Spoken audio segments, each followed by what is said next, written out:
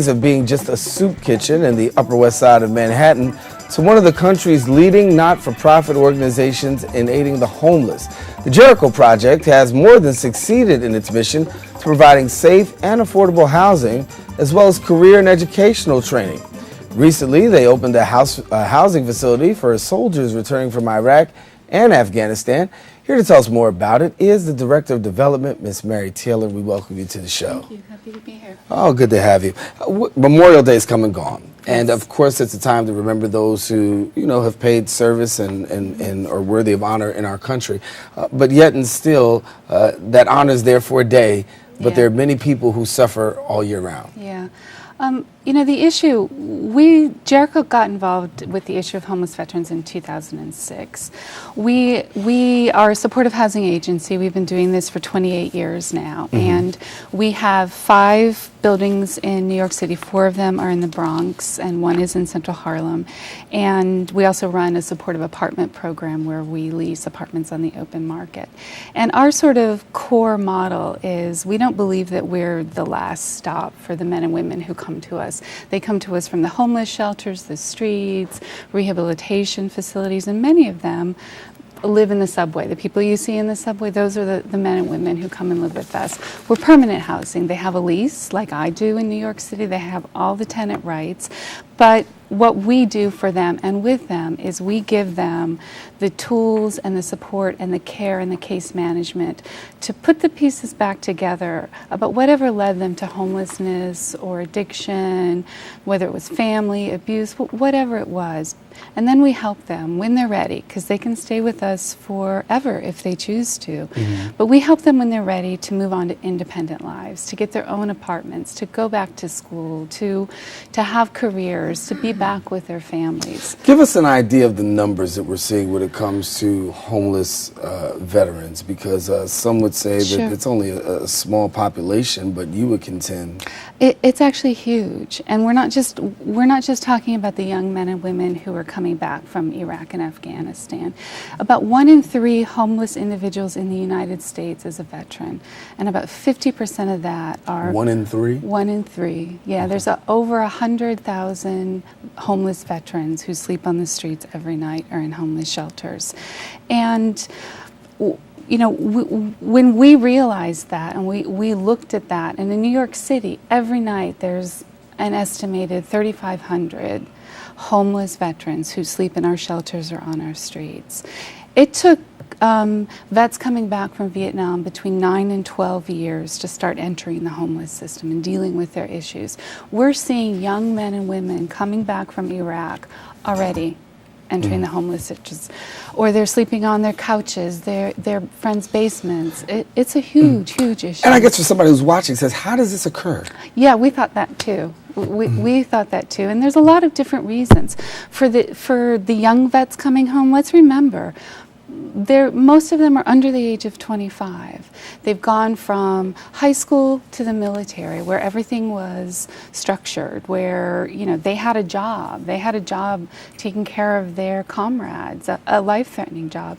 When they come back, they're facing an enormous amount of PTSD, traumatic brain injury, and they don't know how to get help. And they're also facing a job market where they're struggling to transition what they learned, the skills they learned in the military, into real jobs here.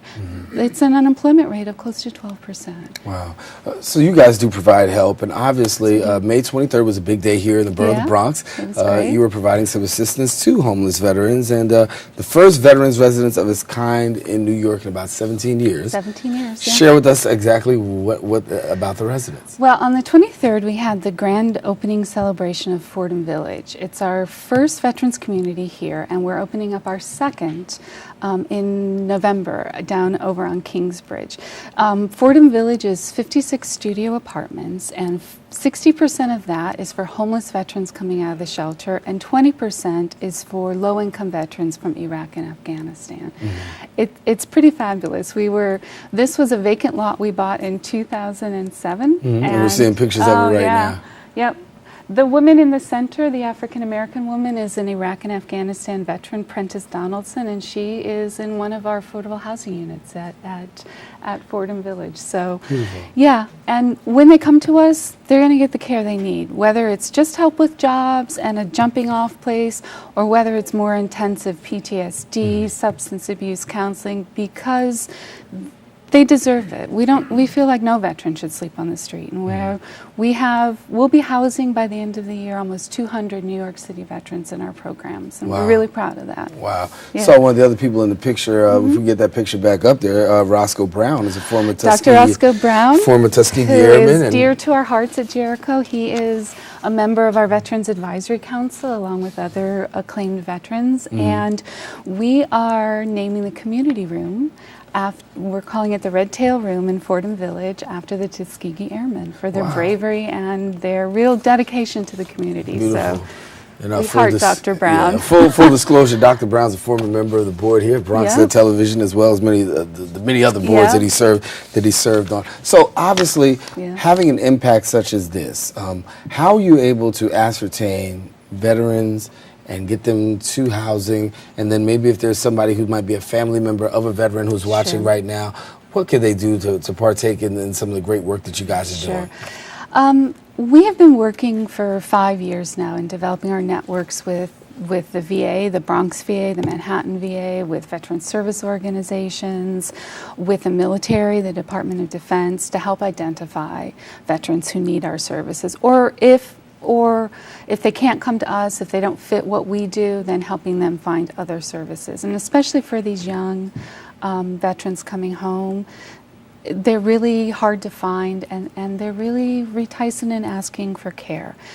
If you are a homeless veteran, or if you are a family member and your vet needs help, you can go to our website at www.jerichoproject.org. And if we can't help you, we will promise that we'll try and find someplace that can help you. What are the options when you look at the homeless rate? You said 1 in 3 of those who are homeless are American veterans. What are some of the options that you would like to see made available to veterans that possibly could bridge this gap and bring the number down? Well, there's always a need for more housing. There's always a need for more housing like we do, building buildings that are dedicated for homeless people to help them, not forever, but to help them move past this crisis period of their lives. But there's also just a need for affordable housing for veterans, especially for these young veterans. Affordable housing and jobs, and that's what we do in our Veteran Supportive Apartment Program. We help them find affordable housing. We actually have funders that are furnishing their apartments. Beautiful. And then we have intensive job support, because a lot of these veterans just need help now. They need an understanding from you, from me, from the general public, that without helping them now, they're going to cycle into being the Vietnam veterans in another 12 or 15 years, and we don't want that to happen. They don't deserve that after everything they've been through. So let's get some final information now. If people want to find out more information about the Jericho Project, how do they go about that? You can go to our website, www.jerichoproject.org, and that will have all of our contact information. They can call us directly at 646-624-2341. I know it's always hard to remember the number, especially when you're not my the one cell always phone, down. my work phone, my home phone. Yeah, it's hard. Thank you so much, Mary, for Thank coming you. in. We appreciate your time. And thanks for the great work that you guys continue to do. Thank you. All right.